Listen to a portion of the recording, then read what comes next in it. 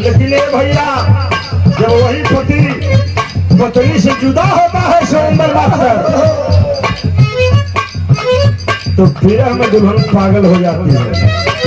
दुल्हा परदेश दुल्हन देहात में फोन से बात चलत बा, रात के नींद ना आवत बा कि घरे के कैसन काल होत होई। हमार दुल्हन अकेल बा, घर परिवार लंबा बा, बनवत होई खियावत होई गोरू चौआ लड़का परानी 12 बज जाए लेकिन दुल्हवा के नींद ना आवे। 12 बजे बतला था सुरेंद्र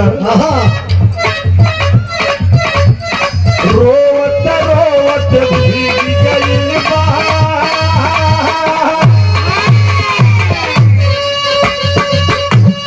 रोवत रोवत भीग गइल बा दिया से दिया।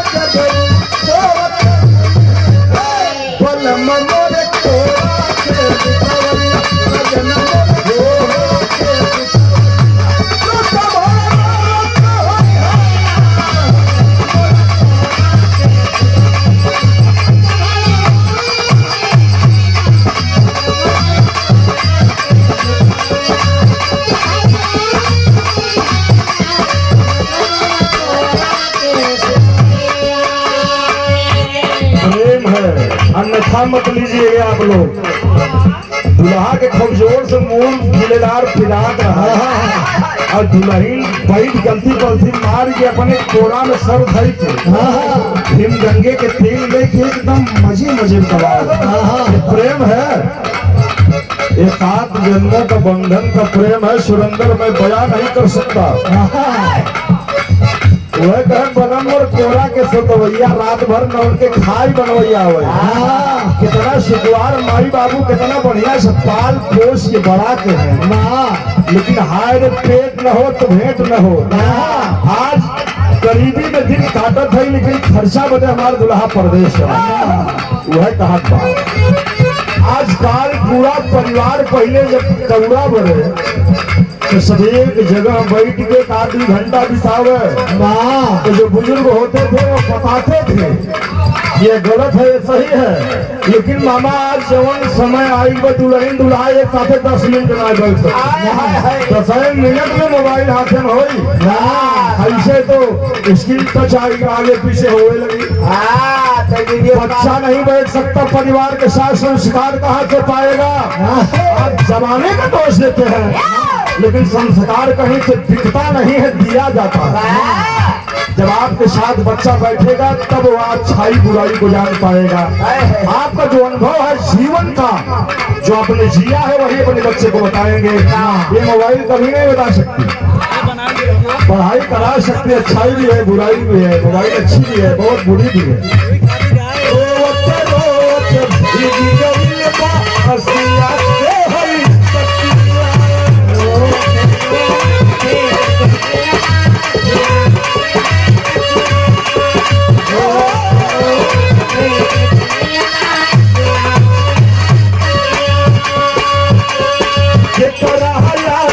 सारी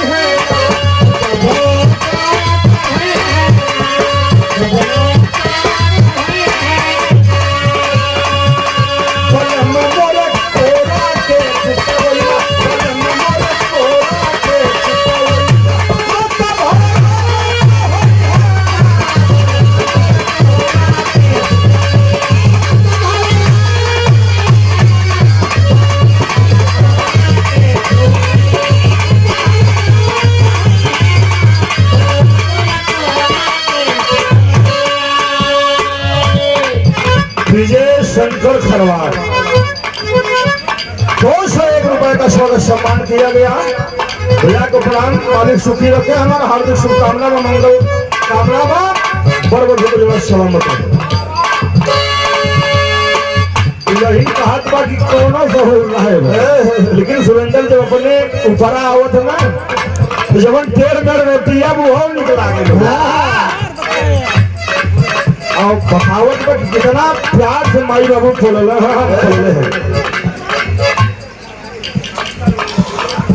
विजय पंचम खरवार,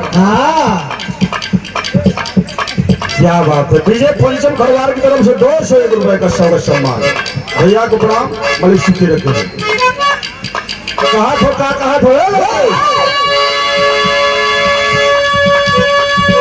बाबू खाली भारी खोरा,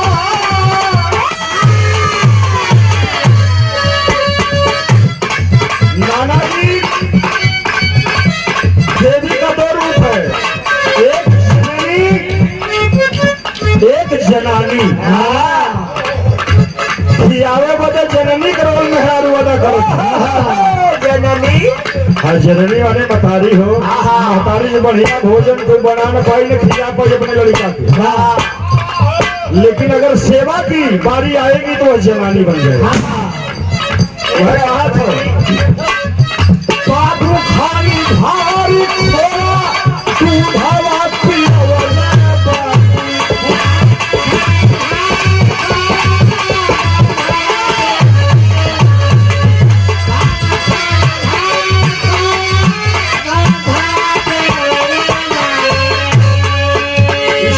समझते हुए हमारे गार्जियन मार्गदर्शक आप धर्म के बड़े भाई अजीजों में अजीज मित्र हमारे भाई सुरेश खरवार भीमपुर जो कैटर्स की व्यवस्था संभाल रहे हैं, हमारे मुंशी भैया के साड़ू में हमारे बड़का भैया 501 रुपए से शानदार द्वारा पुरस्कृत किया गया।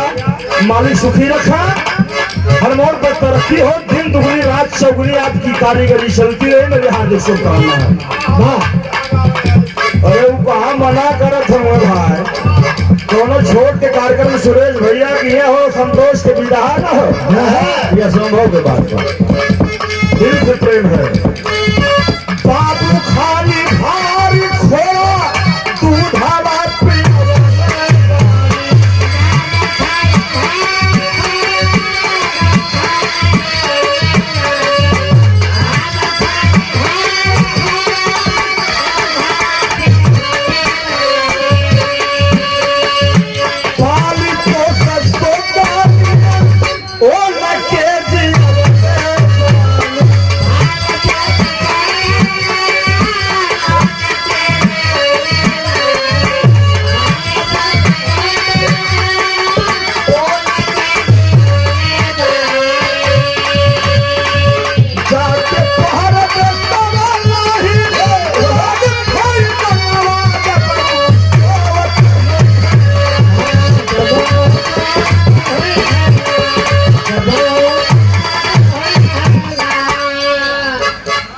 समाज के बड़े ही सम्मानित हमारी बहन इंद्रावती देवी खरवार गुजरात में रह रही है। 501 रुपए का शानदार आशीर्वाद आया है।